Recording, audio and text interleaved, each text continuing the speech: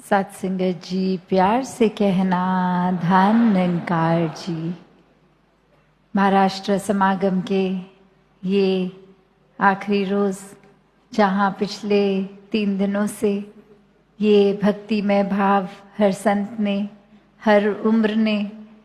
ये समझाते हुए जो युगों युगों से संदेश रहा, मानवता को एक वाक्य ही ज़रूरत हर युग में जो रही, ये प्यार की, सत्कार की, करुणा की, दया की, एक सच्चाई की जो हर समय की सच्चाई है, जो परिवर्तित नहीं होती,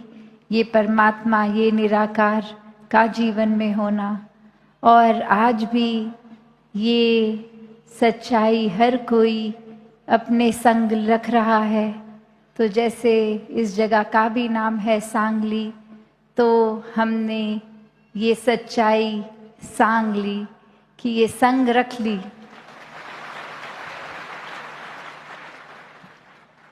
तो हर कोई अपने जीवन में जहाँ इसी सच्चाई को संग लेकर ही चलता रहे, ये जीवन का कोई भी पड़ाव हो, कोई भी परिस्थिति हो, बस ये प्राथमिकता, यही सच्चाई, ये परमात्मा हमेशा रहे जीवन में। ये इंसान तो कोई भी बहाना काफ़ी मानता है, कोई भी बुद्धि को एक बदलने के लिए। अक्सर सब कुछ भी अगर जीवन में ठीक हो रहा होता है, तो बस कोई चीज़ नहीं मिल रही तो खुद ब खुद एक कोई चीज़ बना दी और फिर अपने मूड को, एक मन को, एक सोच को खराब कर लिया। तो अक्सर ऐसा भी होता है कि सब कुछ अगर ठीक है भी, तो भी बहाने इंसान ही ढूंढता है चीज़ों को खराब करने का, क्योंकि ये आराम भी इंसान ने ढूंढ लिया है कि अगर सब कुछ ठीक होगा, तो फिर ये मन को इतनी आदत लग गई है बुराई करने की, तो फिर ये आदत से मजबूर ठीक चीज़ में भी नुक्स निकालेगा। जैसे उदाहरण कितनी बार हम सुनते आए हैं कि एक सफ़ेद चादर पे भी अगर एक हल्का सा काला दाग है, तो जिक्र सिर्फ उस काले दाग का, ना कि उस काले दाग के अलावा बाकी सफ़ेद चादर जो है उस पे नज़रिया रखने का। तो ये इंसान ने जहाँ एक रुचि अपनी नेगेटिविटी की ओर ही बना रखी है, तो फिर एक बात जहाँ बाकी सब अगर जो संतमति के होते हैं, जो निराकार के एहसास में रहते हैं, वो अपने जीवन की सच्चाई तो इस तरह मानते हैं कि अगर एक अंधकार से भरी जगह है, तो भी थोड़ी सी भी अगर दूर कहीं रोशनी है तो भी वो काफ़ी है। और यहाँ जगमगाते कमरे में इंसान ने अगर एक छोटा सा कोना खुद ही चाहे बना लिया हो, कोई ऐसा जिसमें रोशनी नहीं पड़ रही, तो उसी को आधार बना लेगा कि कितना अंधेरा है। तो ये नज़रिए की बात। एक छोटी सी कहानी भी इसी तरह कि 2 दोस्त एक देख रहे हैं, एक बहुत ही तूफान का समय है, हवा तेज़ चल रही है, तो एक झंडा, और वो जैसे एक खम्बे के ऊपर कपड़ा बंधा हुआ वो झंडा, और हवा का समय एक दोस्त कह रहा है कि ये हवा इस कपड़े को हिला रही है, और वहाँ दूसरा दोस्त कह रहा है ये कपड़ा हवा में उड़ रहा है। तो इसी में ये अब आपस में डिबेट कि कौन सही है कौन गलत, और अब वो एक तीसरे इंसान के पास जाके बोलते हैं कि ये हमारा मुद्दा सुलझाओ कि क्या सही है। और वो इंसान फिर यही कहता है कि सब कुछ अगर स्थिर है तो आपका मन ही हिल रहा है, ये नज़रिया ही है, क्योंकि वो बातें देखा जाए तो दोनों ही सही हैं कि हवा के कारण उस कपड़े का हिलना या वो कपड़ा हवा में हिलना। तो ये नज़रिया, ये एक बात जो हर किसी ने उस तरह से अपने हिसाब से आजकल बना लेते हैं कि ये हमारा नज़रिया है तो यही सही है, फिर चाहे एड़ी चोटी का जोर लगा दें, दलीलें दे दें, एक अपने पॉइंट ऑफ व्यू को ही करेक्ट घोषित करके, एक फिर दूसरे के अगर बात में दम भी है तो भी एक अपने अहंकार की वजह से सिर्फ ये दिखाने के लिए कि हमारी सोच कितनी सही, कितनी उत्तम है, दूसरे के नज़रिए पे एक गौर ही नहीं करते, तवज्जो ही नहीं देते, कैसे फिर एक अपनी सोच को ही हर कोई सही साबित करने की दौड़ में फिर किसी से बात इसलिए नहीं करते, एक वार्तालाप, एक डिस्कशंस इसलिए नहीं कि दूसरे की बात सुन के हम कुछ सीखें, पर इंसान तो इसी दौड़ में है कि दूसरा जैसे ही अपना कोई पॉइंट ऑफ व्यू बताएगा, कोई अपना पक्ष किसी तरह से अपना नज़रिया दिखाएगा, तो उसी समय हम उसको टोक के बोलेंगे, नहीं, आपकी सोच से बेहतर तो हमारी सोच है, देखो आपने ये कहा, अब हमारी ये सुनो। तो अक्सर इंसान समझने के लिए नहीं, समझाने के लिए बात करने शुरू कर देते हैं। दूसरे की बात से सीखना तो दूर की बात, वो बात ही इसलिए कि दूसरे का अक्सर एक वाक्य, एक सेंटेंस खत्म भी नहीं होता कि वहीं टोक के अपनी बात शुरू, कि पहले ये समझ तो लें दूसरा क्या कह रहा है, फिर उस पे गौर करके कि वो सही कह रहे हैं तो वो बात को अपनाया जाए, और अगर सही नहीं लग रही तो उसके बारे में कुछ कहा जाए। पर नहीं, इंसान तो दूसरे की एक पूरी बात खत्म होने से पहले ही टोक के बस अपनी बात को इम्पोज करने लग जाते हैं, एक अपनी बात में इस तरह से वज़न डाल के, और फिर ये अहंकार इतना हावी हो जाता है कि अक्सर तो लोग डराने धमकाने तक उतर आते हैं कि अगर हमारी बात नहीं सुनी तो ये कॉन्सिक्वेंस होगा, ये हमारे नज़रिए को अगर आपने नहीं अडैप्ट किया तो फिर ये आपका नुकसान हम इस तरह कर देंगे। तो इंसान खुद ही आज देख लें, एक अपने अंदर आत्म मंथन करके कहाँ खड़े हैं। ये मन के ऊपर का जो भाव है, जैसे इस कहानी में भी वो हवा और वो कपड़ा, तो मन ने तो चंचल ही रहना है जब तक इस स्थिर के साथ जुड़कर इस निराकार से ना जुड़ा जाए। तो ये जैसे हर देवानी में भी है कि मन तो सादो एक है पर कितने रंग बदलता है, कि कैसे एक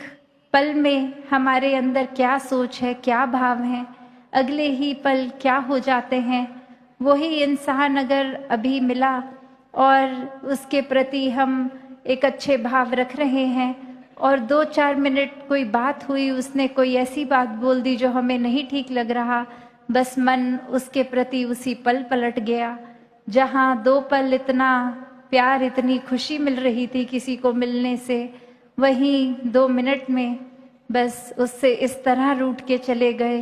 कि बहुत गुस्सा भी उस पे आ गया। तो भाव वही कि जैसे कल भी सत्संग में एक जिक्र हुआ कि मन का ये बंदर जैसा रूप, ये उछल कूद, एक जगह टिक कर नहीं रहना, और ये स्थिर का जब साथ मन का हो जाता है तो फिर मनमत नहीं, ये संतमति, ये गुरमत से काम आता है। और फिर इस सच के साथ जुड़कर हर समय का सच ये साथ लेकर, ये ब्रह्म ज्ञान द्वारा निराकार के साथ फिर ये जीवन एक हर पल का भक्ति में डूबकर, प्यार में डूबकर जिया जाता है। फिर दूसरों का बुरा नहीं, दूसरों के भले के लिए दिन रात एक इकट्ठा, एक सोच ये नहीं आती कि हमारा भला कैसे हो, बस परोपकार के लिए ही जीवन लग जाता है कि हम किस तरह कंट्रीब्यूट करें, ये योगदान दें कि दूसरों का जीवन हम किस तरह आसान कर पाएं, हम किस तरह जो अभी भी इस सच्चाई से दूर है, जिनके जीवन में परमात्मा नहीं है, किस तरह उनके भी जीवन में ये अंधकार से उजाले तक का सफ़र कराने में ये योगदान दे पाएं। कैसे ये आत्माएं भी जो इतने युगों से तड़पती अपने असली रूप को जान के जीते जी ही मुक्त होकर और जीवन खत्म होने के बाद भी मुक्ति के हकदार बन पाए। तो जहाँ संतों ने भी हमेशा यही समझाया कि ये परमात्मा के चाहे कोई भी नाम लें, किस तरह से भी आस्था रखें, पर ये सच्चाई एक ही है और इसी एक सच्चाई से जुड़ने का तरीका सबसे आसान, पहले इसको जान लें, देख लें, फिर स्वयं ही ये परिचय होने के बाद इस सच्चाई से, इस परमात्मा से प्रेम हो जाता है और फिर यही प्रेम हमारे जीवन के हर पल में बस जाता है। सिर्फ और सिर्फ हम भी आगे हर किसी को ये प्रेम ही देते हैं। तो इसी तरह अपने जीवन में जहाँ हर कोई प्रेम बांटता चलता रहे, उसके लिए एक जो क्राइटेरिया यही कि पहले स्वयं प्रेम बनना होगा, फिर ही प्रेम आगे बांट पाएंगे। वरना तो एक उस तरह की बात हो जाएगी कि थोड़ी देर के लिए कोई बनावटी रूप हो गया, वो किसी 2-4 लोगों के आगे उस तरह का कर दिया और ये सबने तारीफ भी कर दी, सबने अपने हिसाब से सोच लिया ये इंसान ऐसा है, और अगले ही पल बस ये एक एक्ट था, खत्म। अब अपने जीवन में फिर से नफरत का एक सहारा ले लिया, गुस्सा धारण कर लिया। तो फिर ये प्रेम तो सिर्फ दिखावट का, पर संतों के जीवन में दिखावट, छल कपट ऐसा कुछ भी नहीं होता। एक बहुत ही सरल जीवन, सहज जीवन, इस परमात्मा के रंग में रंगा हुआ जीवन, जो हर एक की भलाई, हर एक की अच्छाई के लिए ही पल पल जिया जाता है। और ऐसा ही जीवन सभी संत आज भी जी रहे हैं। एक अपने सुधार के लिए ये जो आत्ममंथन की भी बात आती है कि आत्ममंथन करते हुए हर पल खुद को ही तराजू में रखते हैं संत कि कहीं हम तो गलत नहीं जा रहे, दूसरे की नहीं देखना जीवन उस तरह की वो सही कुछ कर रहे हैं कि नहीं, पर क्या हम कर रहे हैं सही या नहीं कर रहे। तो संतों को एक वो भी झिझक नहीं होती कि यहाँ ईगो नहीं हर्ट होती,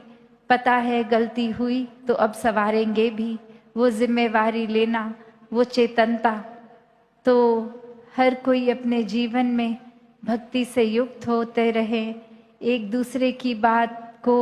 सुने समझने के लिए, ना कि सिर्फ इसलिए ये साबित करने के लिए कि हमारी सोच आपसे बेहतर है, हम आपसे बेहतर हैं, हमारा राज्य आपसे बेहतर है, हमारी एक कल्चर आपसे बेहतर है, हमारा एक रहन सहन का तरीका, खाने पीने का आपसे बेहतर है, हमारा रंग आपसे बेहतर है, हमारी ओरिएंटेशन आपसे बेहतर है। नहीं, सब में ही परमात्मा का रूप है, सभी एक समान हैं। एक परमात्मा के दर्शन जब जीवन में हो जाते हैं तो चहुं ओर बस परमात्मा ही नजर आता है, और ऐसा ही जीवन सभी के हिस्से आए, ये सेवा सिमरन सत्संग सभी के हिस्से आए। और जहाँ ये रूप के ये समागम के तैयारियों की भी आज बात चली कि कैसे इतने समय से, महीनों से सब यहाँ सेवा में योगदान दे रहे हैं, जो आ सके वो भी, जो नहीं आ सके उनका भी सेवा का भाव परवान। तो हर कोई इसी तरह सेवा सिमरन सत्संग के रंग में रंगता जाए और गहराई से ये चाहत खुद ब खुद आए, किसी को कहने की ज़रूरत ना पड़े कि आपके जीवन में सत्संग की कमी हो रही है, जाया करें सत्संग, पर खुद को ही उस तरह से, जिस तरह जब हमें प्यास लगती है तो किसी को कहना नहीं पड़ता कि आपको प्यास लगी है, वो पानी हमें खुद ही पता लगता है, शरीर को ज़रूरत है। उसी तरह ये रूह की खुराक, ये सत्संग, ये संतों का संग, जब जब फिर ये इसकी भी अगर जीवन में पहली बात तो कमी हो ना, और अगर हो भी तो कैसे खुद को ही ये निराकार से जब जब जोड़ेंगे, ये भी एहसास आएगा कि जीवन में ये संतों का संग कितना ज़रूरी, ये सुमिरन, ये सेवा भाव कितना ज़रूरी। तो दातार कृपा करे हर एक पे कि सेवा सुमिरन सत्संग के एक लगन में भक्ति की एक अवस्था हर एक को प्राप्त हो। निराकार पहले देखकर फिर जीवन में ऐसे कण कण में समा जाता है, फिर हर पल में बस इसी के एहसास में जीवन जिया जाता है। ऐसा ही जीवन संतों का, ऐसा ही सभी जीवन जिए। साथ संगत जी प्यार से कहना, धन निरंकार जी।